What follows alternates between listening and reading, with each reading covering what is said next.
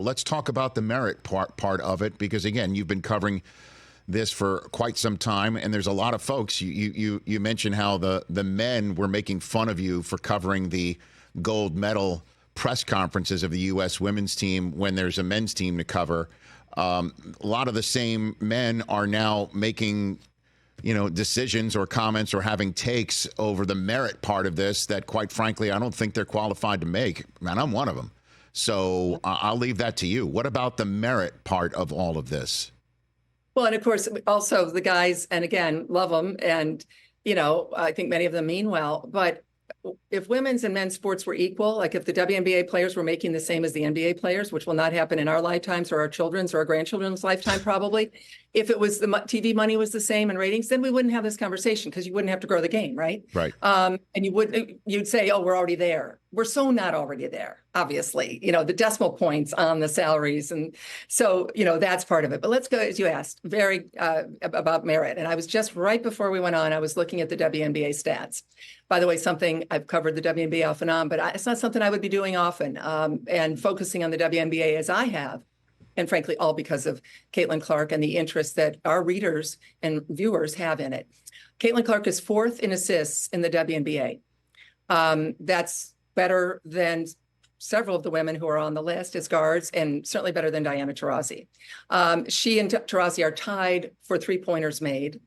And in points per game, Caitlin Clark is one spot above.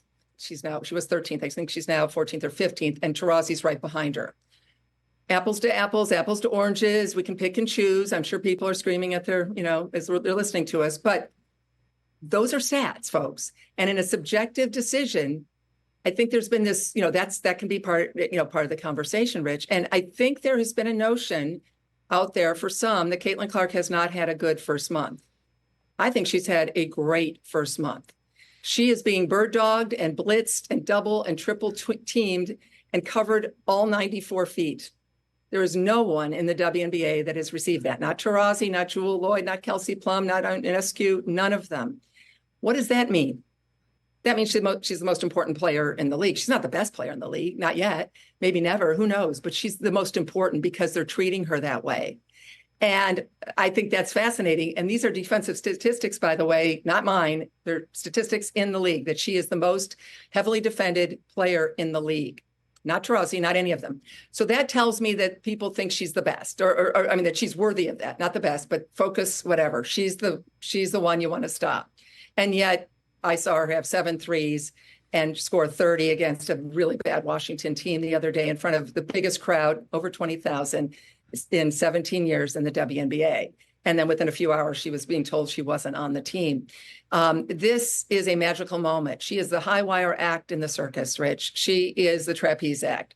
Grandma and Grandpa in the produce section, who would never turn on men's or women's basketball, are running to their TVs, are aware of the difference between Ion and Prime and NBA TV, and they are setting their schedules around Caitlin Clark. Guaranteed, because these numbers are there.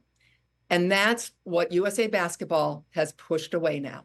Congratulations. You have literally pushed that away. Those people, we wish they would watch Breanna Stewart and Taurasi, but they're not yet. That's the reality. You can wish it were, but it's the reality. And that, again, is the opportunity. You have all those sports writers coming to watch Caitlin Clark. She's the magnet, right?